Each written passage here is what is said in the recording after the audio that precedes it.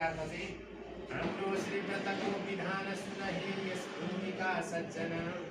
सत्शास्त्रोक्त विचार पालन गरौँ त्यागौँ नराम्रोपन मिठो दूध समान कृष्ण गुणधी आचार्यको सेवन पूजा होस् अथवा पयोधि शयनी श्री लक्ष्मी सको कीर्तन छाड़ौं दूध घृतादि भोग्य मनले स्वातंत्र ती साधन भोग्य का ती वासना तृप्ति का लागि तिनलाई ग्रहण गरिने छैन भक्ति ज्ञान विराग सेवन गरौं निस्वार्थ होस् भावना भक्ति ज्ञान र वैराग्यको सेवन गरेर निस्वार्थ भावनाले अरूको खिन्न नहोस् भनेर अरूलाई चित्त दुखाउने वचन नबोलिकन अर्को खिन्न नहोस् रुखा वचनले सद्ज्ञानको पालन दान गर्ने भनेको मिठो वचनको दान हाम्रो श्रीव्रतको लक्ष्य बुझलो आत्मा सुजीव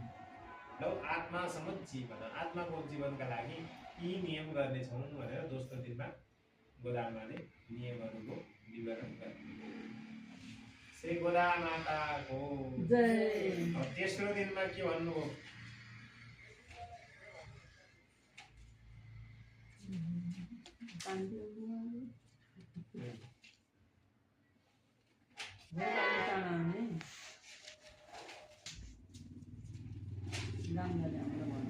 आकाश सी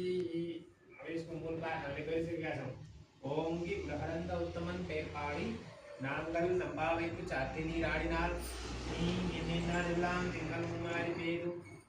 ओम पेरुन सेन्ने लुडु गए लुगड़ा आकाश सीमांतम अभिव्याप्य लोकान विक्रांतवता उत्तम पुरुषस्य विद्यानानि वयं संकीर्त्य अस्मदीय व्रतापदेशेन यदि स्नानम आचरेम के भन्नुभयो यो आकाश सीमांतम अभिव्याप्य लोकान विक्रांतवता उत्तम पुरुषस्य विद्यानानि वयं संकीर्त्य आकाश को सीमासम्म बढेर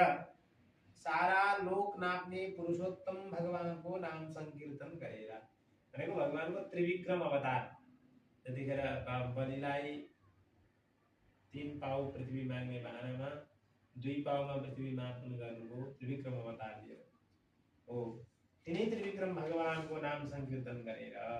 नांगल नम्पावैकु सत्ताति निराडिनाल अस्मदीय व्रतापदेशेन यदि स्नानम आचरेम